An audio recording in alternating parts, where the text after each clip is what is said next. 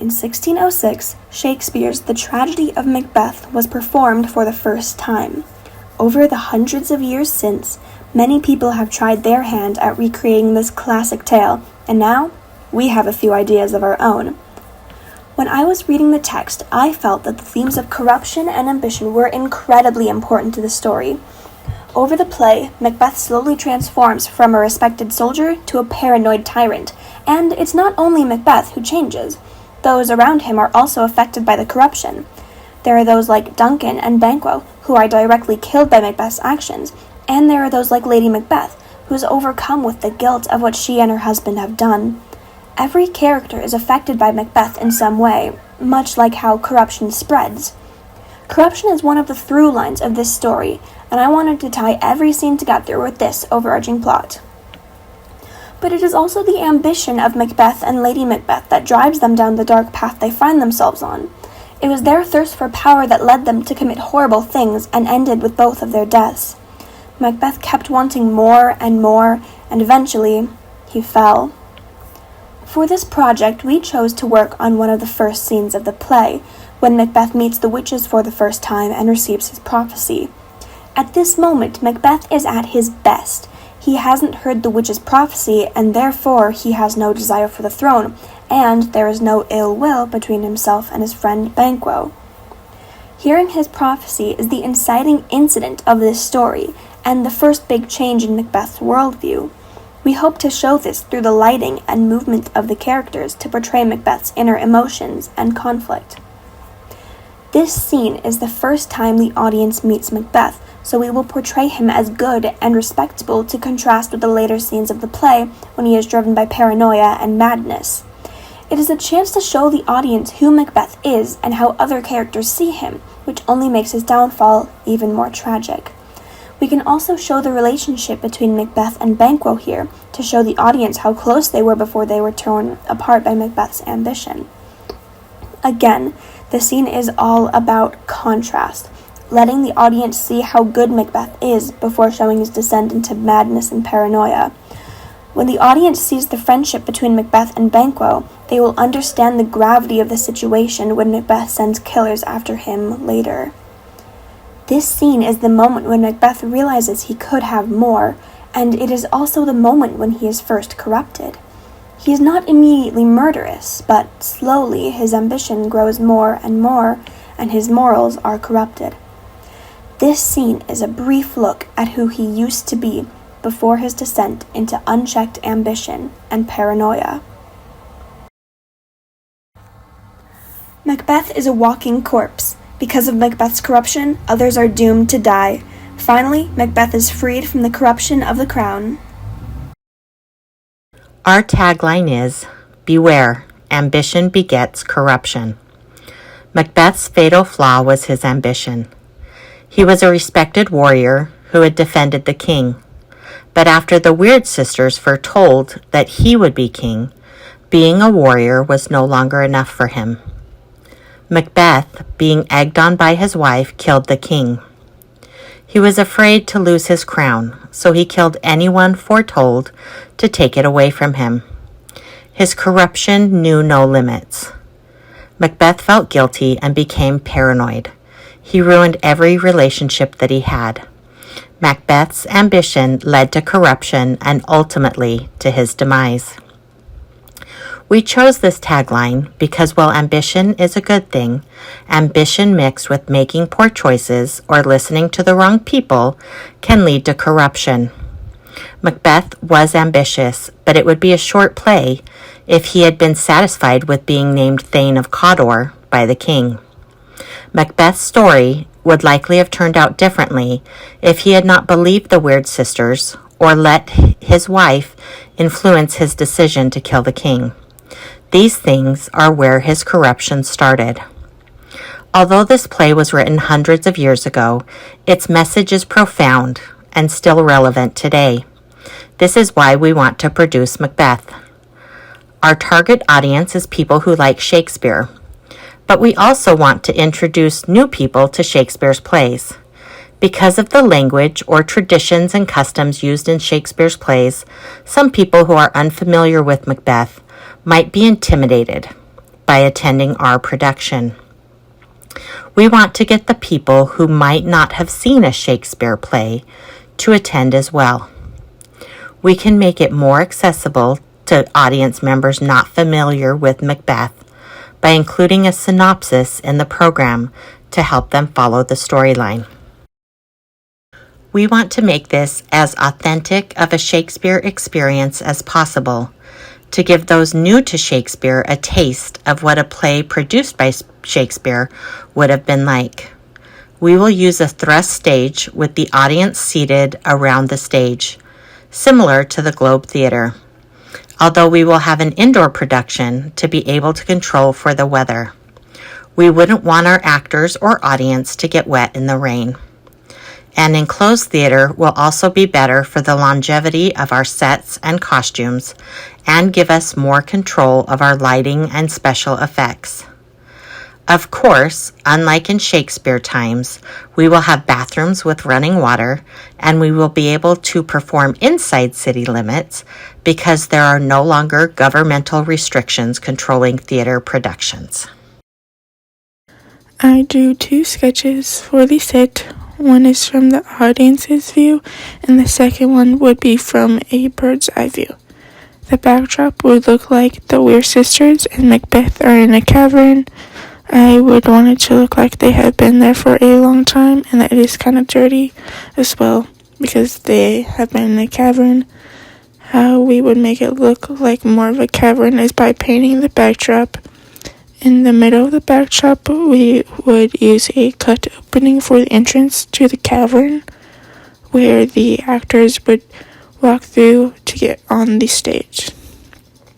I will be using foam boards that we can paint on and add fabric to it so that we can have more dimension on the stage. The foam boards would make it look like it goes onto the ground, and that it does not look like the backdrop had like nothing on the ground. For the cauldron, it will be in the center of the stage. I want the cauldron to be ancient and really old looking because the Weir sisters have had it for a long time. Under the cauldron, there will be some rolling logs. The cauldron will be sitting on the logs. Under the logs would be a rolling table that we would be able to have the cauldron and the logs sit on so that it would be able to roll on and off the stage for it to be easier to move. From the bird's eye view, I wanted to show what it would look like from inside. You would be able to see inside the cauldron. You could see the fog machine and how it is going to make it look like they're actually being used by the Weir sisters in the play, as well as the logs that sit under it. For the backdrop, you see the top and how it is a wall that to be painted on. The foam boards are not glued to the wall, and we can see them move when they are changing the background. There is room for the actors to walk around on the stage with the set pieces. The reason why I drew it like this is because in the play they are in a cavern in the scene. I got inspiration for what the cavern would look like from pictures on the internet. I got the inspiration. I feel like that the cavern makes the scene have more of an eerie feeling to it. That the Weir sisters live here, and this is where they make their potions, cast spells, and make prophecies at. While there was no lighting other than candlelight back in the time of Macbeth, Macbeth would have been performed on stage in natural lighting during the day. There were very few places that were able to have them inside. I would assume those would have been done inside of a castle due to all the candles that would have been needed to light the insides and big enough to bring the production inside. While this said, we are doing the scene of the three sisters in Macbeth. With me overseeing the lighting, there technically wouldn't be any. So I am going to make it a little more modern, to make it so there is lighting. Initially, the stage will be dark and ominous, with dim floor lighting and shadows. I would start with dark and ominous lighting from the floor, creating more shadows to set a mysterious tone. The backdrop lighting will use a black light at the top shining on the background to add an eerie effect. We will consider using strobe lights for a dramatic effect, or a small Tesla coil if the budget allows for it. The fog machine will be placed on the sides to create a scary atmosphere as the witches and their cauldron are set up inside the cave. The cauldron will be on rolling logs with amber lighting to simulate flames, and a smoke machine with a green light inside will make it look lifelike. For this scene, I would like to increase the fog machine output and use multiple fog machines or a high output fog machine to produce a denser fog. We would place them strategically around the stage to ensure even coverage. We would enhance the lighting by combining the fog with colored lighting to create a more dramatic effect. So green lights inside the cauldron to make the fog look more eerie. Having multiple fans to push the fog around to make it look like it's moving. Macbeth will wait in the darkness until his cue. Then a spotlight will highlight him, changing colors to reflect his emotions. For instance, darker colors will show his fear, while backlighting will indicate his readiness to act.